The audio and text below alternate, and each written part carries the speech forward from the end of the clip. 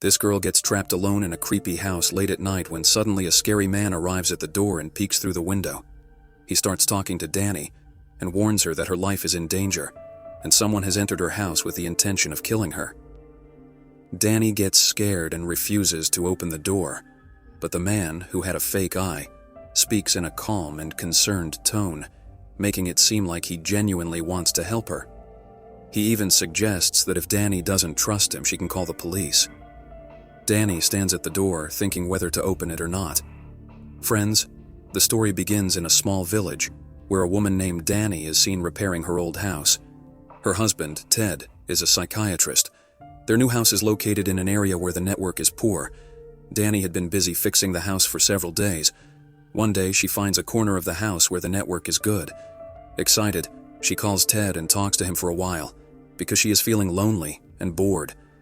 That night, Ted has to stay at the hospital due to work, leaving Danny alone at the house. As the story progresses, we see that something mysterious horribly kills the man with the fake eye. Later, it is revealed that Danny was also killed in a brutal manner, just as the stranger had warned. The story then moves forward a few months. Ted, Danny's husband, is seen visiting a shop filled with rare and expensive items. This shop is owned by Danny's twin sister, Darcy. Darcy has been blind since birth, but possesses unique psychic abilities. She can sense and perceive supernatural entities and phenomena that ordinary people cannot comprehend. Darcy was deeply saddened by Danny's tragic death. Ted frequently visited her, although he was skeptical of her claims about the paranormal. During one of these visits, Darcy held a small bell in her hand. She explained to Ted that the bell was linked to the soul of a boy who had been mercilessly killed. She could sense his presence and communicate with him through the bell. Ted had come to deliver something Darcy had asked for. An item related to the man with the fake eye. Darcy believed this item could help her uncover the truth behind Danny's murder and understand what was going through the stranger's mind at the time. The item turned out to be a handkerchief. While interacting with the handkerchief, Darcy discovered a secret. Ted had moved on and was in a relationship with another woman, with plans to marry her soon. This revelation hurt Darcy, especially because Danny isn't turt. Death was still recent, however she chose to hide her feelings and remain calm. Ted explains to Darcy that his new partner was initially just a friend, but after Dinanke's death he needed emotional support. Over time, the relationship grew, and now they had decided to get married. He adds that she works at the same hospital. After saying this, Ted leaves, but it becomes clear that the reason Ted stayed at the hospital that fateful night might have been because of this woman, leaving Danny alone and vulnerable. This suggests that Ted was already betraying Danny before her tragic death. That evening, Darcy returns to her home with the handkerchief belonging to the man with the fake eye. She places the handkerchief on a table, hides something inside it, and removes her gloves. The moment she touches the handkerchief, a terrifying vision flashes before her eyes. It was something so shocking and unexpected that tears rolled down her cheeks in fear. Darcy then heads to a storeroom where she kept a large wooden box. She carefully examines the box, then sits beside it. The room was filled with peculiar objects, each tied to people who were no longer alive, but whose presence Darcy could still sense. Meanwhile, Ted wakes up early to leave for the hospital, but his partner stops him. She shows him photos from a camera that once belonged to Danny. This camera, which Ted's partner had found, had been set up to automatically take pictures. She shows him one photo in particular, a sudden capture of Danny's shadow, even though Danny had been dead for quite some time. Ted dismisses it, but his partner finds it unsettling. Later that night, Ted leaves for work, and his partner is left alone in the same house where Danny had died. She begins to feel uneasy and scared, knowing the dark history of the place. Ted reassures her, "It's just a matter of a few days, then my duty timings will change. You'll have to manage until then." To this, his friend responds, "No, until your night duty ends, I will stay at my own house. Once your schedule changes, I'll come back." Ted agrees to her decision. His friend was supposed to leave today, but before Ted went to work, she told him that Darcy had sent a strange gift last night. It was the same wooden box that had surprised them both. They were even more shocked to find out that Darcy was standing outside. Both of them brought her into the house. Nobody had invited her. She had come on her own. Darcy mentioned that she planned to stay for 2 days. Ted's friend wasn't happy about it, but Ted couldn't refuse her. Now neither Ted nor his friend would be in the house, yet Darcy insisted on staying. Darcy showed them the wooden box she had brought as a gift. It was truly odd because it contained a large wooden statue. Ted's friend felt very uneasy seeing it. Ted explained to her, "Once Darcy leaves, I'll remove this statue. Until then, please bear with her for my sake." After saying this, Ted left.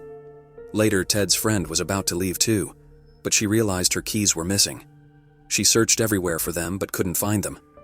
Darcy sat calmly, as if she already knew what was going to happen. When the keys couldn't be found, Darcy asked her, "Are you not leaving now?" She replied, "No," and was forced to stay in the house. After a while, Ted's friend notices that the wooden statue from the large box is now sitting on the dining table. She finds it strange and asks Darcy, "Did you take it out?" Darcy responds with a very odd answer, "No." This makes her think for a moment, but she dismisses the thought and brings food for Darcy. While eating, they have some conversations. Ted's friend asks Darcy about her work. When Darcy explains, Ted's friend secretly mocks her, believing that Darcy believes in witchcraft like a sorceress. Darcy then asks her, "How do you feel in this house?" Ted's friend replies, "Not very good, especially after what happened to your sister. It's made me even more confused." Darcy then asks her, "If a stranger asked you to open the door, would you open it?"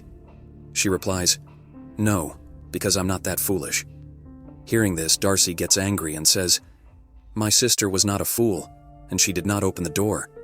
That means it wasn't the man with the fake eye who killed her, but someone else." Ted's friend then asks, "If that lunatic patient didn't kill her, then who did?" Darcy replies, "A male nurse who is Ted's friend, and he works in the same hospital where Ted is a doctor. The man with the fake eye was just a patient." Hearing this, Ted's friend feels very strange.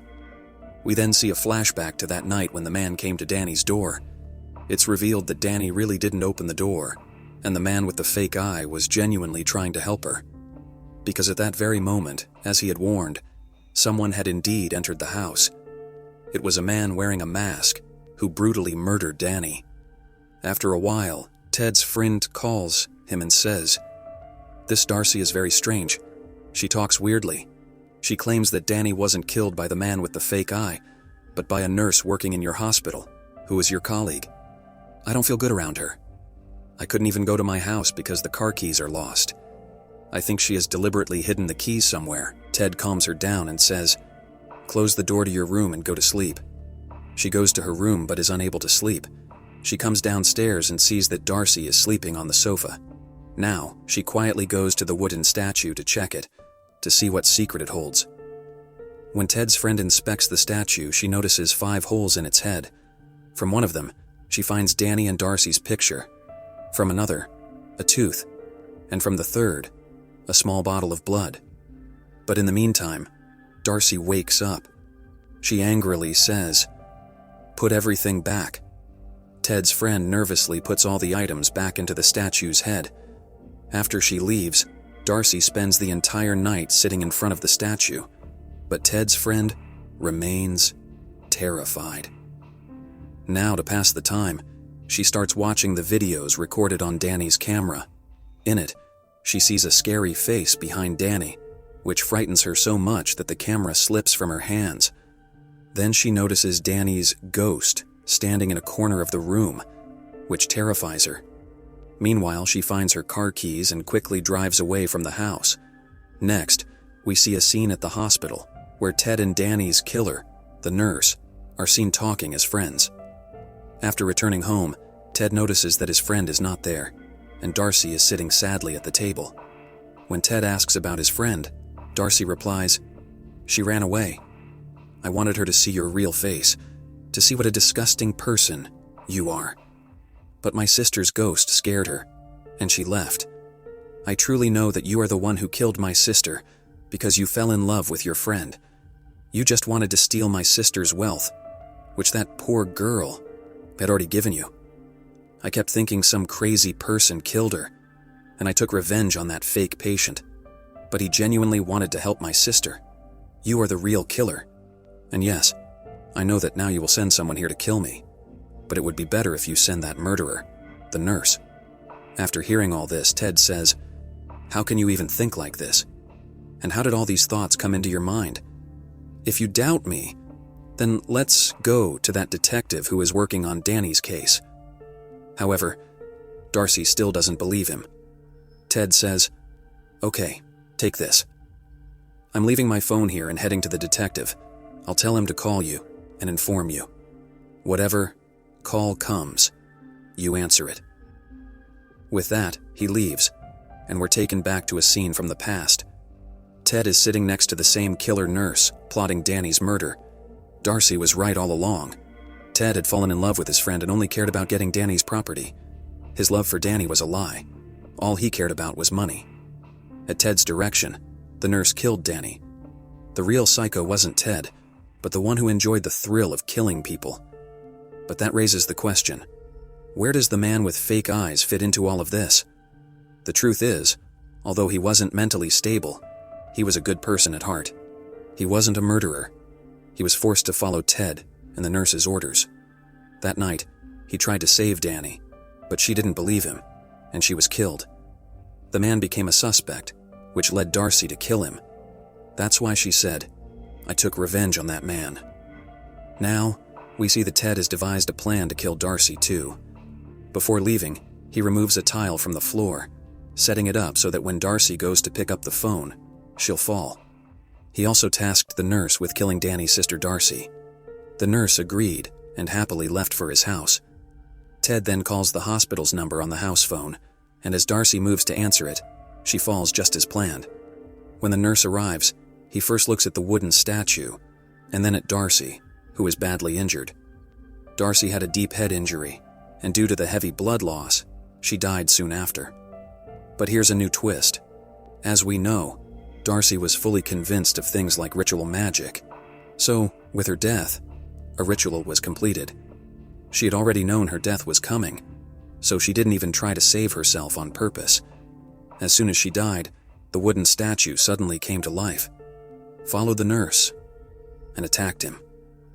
The nurse managed to escape with his life and ran away, but suddenly, he fainted. When he regained consciousness, he found himself tied to a hospital bed, and Ted was standing in front of him. Ted blamed the nurse for Darcy's death, saying, "It's your fault my wife is dead." The nurse began begging, saying, "I promise I won't tell anyone anything, just let me go." Ted responded, "No, I can't be that foolish. If I let you go, people will suspect me for not recognizing a crazy psycho like you. But if I don't let you go, I'll be fine. Because who would believe you? That a wooden puppet came to life and attacked you." This shows us that Ted is a very selfish and deceitful person who used people very cleverly. He manipulated almost everyone, even his wife. Now, Darcy could have killed the nurse, but she wasn't going to let him go that easily. In fact, she wanted to torture him, just like he tortured many people and killed Danny. When he was a nurse, he had done injustice to many people. Now, a patient comes to take his revenge from the nurse, and he bites his finger, causing the nurse great pain. After this, we see Ted, who looks very worried, coming to his house. He sees the same bell that Darcy had told the story about. He rings the bell and tries to call the soul of the boy to whom the bell was attached, but nothing strange happens. This makes Ted think that maybe there is no such thing as the supernatural, and Darcy is just committing fraud. Also, we find out that Ted's friend has left him. In this way, Darcy's revenge on her sister was complete, because Ted's whole life was ruined. Then we see a very shocking scene. The soul of the boy to whom the bell was attached stands with Ted, meaning that now Ted is not going to survive either. And with that, the story of the film ends here. Friends, make sure to subscribe and set the notification bell to all so that you get notified as soon as a new video is uploaded.